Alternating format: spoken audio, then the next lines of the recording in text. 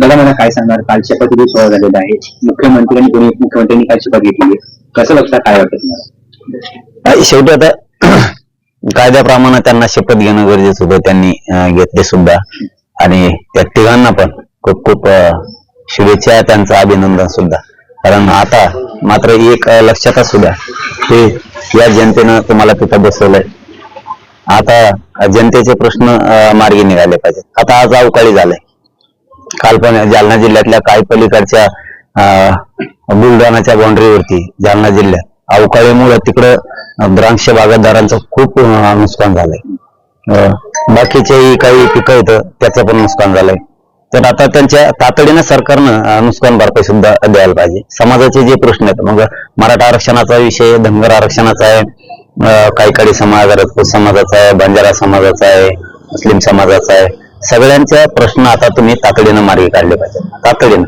आता अभिनंदन, शुभेच्छा तर ह्या मनापासूनच आहेत आणि त्या दिल्या पण पाहिजे. ते आता महाराष्ट्राचे संस्कृतीचे, किती काही झालं तरी वैचारिक मतभेद जरी एखादीचे असले तरी पण एकमेकांना शुभेच्छा देण्याची ती प्रथाच, अभिनंदन करण्याची प्रथाच. त्याप्रमाणे आमच्याकडून सुद्धा त्यांचं तिघांचंही खूप खूप त्यांचं अभिनंदन, त्यांना शुभेच्छा. पण मराठा आरक्षणाच्या प्रश्नासाठी आता सुरुवात करायची, नाटकबाजी बंद करायची.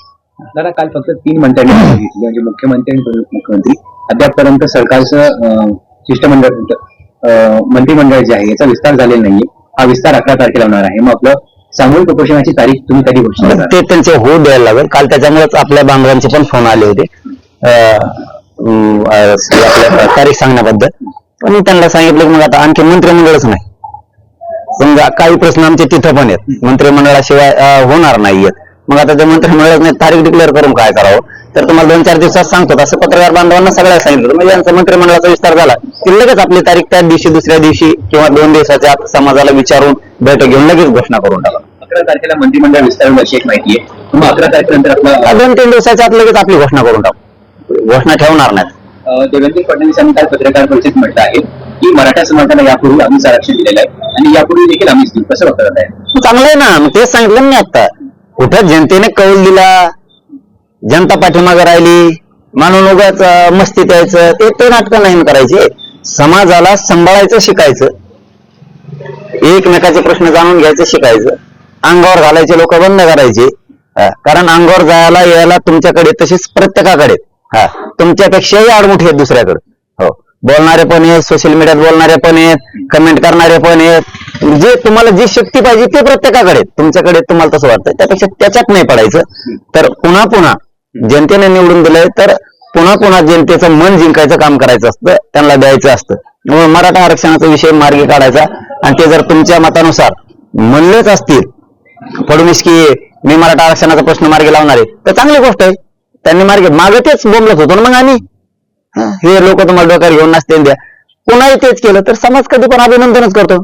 पण कुठं मत आलं आमचं आमका झालं करीत नसतं होतं, या भानगडीत नाही पडायचं. मग ते जड जाईल. त्याला काल देवेंद्र फडणवीसांनी असं वक्तव्य केलंय, त्याचबरोबर तुम्ही सामूहिक उपोषण करण्याचा इशारा देखील दिलेला आहे. त्यामुळे मग काही मागे पुढे होईल यामध्ये, किंवा मग सरकारकडून काही हालचाली वगैरे होतील असं वाटत नाही? ते मला नाही माहित, सरकारकडून काय होणार आणि काय नाही मला नाही माहित. आमच्या भूमिकेवर आम्ही ठाम आहे. आम्ही सरकार स्थापन होण्याची वाट बघणार त्यांची, नाही केलं तर डायरेक्ट तारीख ओपन करणार आहे. ते का वरा करणार नाही तर आम्ही थांबायला मोकळे नाहीत. कारण इथं ऍडमिशन आहेत पोरांच्या, आता भरत्या पोरांच्या अडीअडचणी आहेत. इथं ज्या गोरगरीब समाजाने त्यांनाच माहित आहेत हाल. भांडगोळाला बरगाळणाऱ्याला काय माहित नसतं समाजाचं काय ती. पैसे काढा आणि पैसे कमवा एवढंच त्यांना माहित असतं. इथं समाजाच्या लेकराचे काय आले समाजाला माहिती आहेत, गोरगरीब कष्ट करणाऱ्याला माहिती आहे, बराळणाऱ्याला काही माहित नसतं. यापूर्वी आपला मराठा आरक्षणाचा लढा हा देवेंद्र फडणवीस ज्यावेळी गृहमंत्री होते त्यांच्या अप्रत्यक्ष विरोधात होता. आता कशा प्रकारचं तुमचं नेमकं नियोजन असणार आहे? मराठा समाजाला काय आव्हान आहे? मराठा समाज तर आम्ही आमच्या लेकरांसाठी, समाजासाठी लढणार आहेत. बाकीच्याला कशी कळ लागते, ते कसं लढतील त्यांच्या जातीसाठी? आम्ही का लढायचं नाही आमच्या मराठ्यांनी आमच्याच लेकरासाठी? आम्ही लढणार आहेत, सज्ज येतो आम्ही, सज्ज. तुम्ही काल बघितलं, मी सहज काल डोंगरगावला गेलो होतो, गेवरा तालुक्यातल्या राजपिंपरीला गेलो. लोक तुडुंब आहेत तितकेच. आमचे गोर गरीब हटत नाहीत, कोणी नाराज नाही, फाराज नाही, काय नाही, काय नाही, काय नाही, काय नाही, कोणीच नाही. सगळे एकोप्याने आहेत. तुम्हाला हजारात दिसलीत. काल तर आम्हाला 3 घंटे लागले त्या डोंगरगावातून बाहेर पडायला. इतके तुफान खेड्यापाड्यातले लोक एकत्र होते तिथं. त्यामुळं इथं समाज जाग्यावर आहे. गोरगरीब मराठा समाज हा एकदम जाग्यावर आहे. चलविचल करणारे 4-2 जण ते प्रत्येकात असते, प्रत्येक समाजात, नुसते मराठीतच नाही. आणि त्यांना काही किंमत बी देत नाही समाज. बरळते नुसते बरळते जा, काही सापडू शकत नाही. कारण निष्कलंक आहेत आम्ही, प्रामाणिक आहेत, निष्ठावान आहेत समाजाशी. गद्दारी करत नाही समाजाची, समाजाला फसवीत नाही. हो, बरळणार नुसतं बरळायचं. काय मिळत असं बहुतेक इकडून तिकडून घ्यायचं, चिऱ्या मिऱ्या काही जगायचं आपलं आयुष्य म्हणा त्याच्यावरच. दुसरं काय येणार आहे तुम्हाला? दुसरं काय आलं नाही. समाजाच्या लढ्यात योगदान द्यायचं नाही, काय नाही. काढा काढीन कमाकमी एवढंच फक्त काढायचे. आणखीन 2-4 शब्द आहेत त्याला, पण जाऊ द्या आता. ते म्हणजे असं असते ते. त्यांना काय समाज किंमत देत नाही. लेकराला किंमत देतो आणि त्यांना माहिती आहे आम्ही किती त्यांच्यासाठी समाजासाठी प्रामाणिक लढतोय, आम्ही किती जीव जाळतो, समाज बी आमच्यासाठी किती जीव जाळतो आम्हाला माहिती आहे. ज्याला काय देणं घेत नसतं ते बरं वाड्या जाऊ द्या, त्यांच्यापेक्षा लई कट्टर शब्द आहेत आमच्याकडे, लई डेंजर, अति डेंजर आहेत. आणि आमच्या पोराकडे बी आहेत, आमच्याकडे पण कोणी किंमतच देत नाही.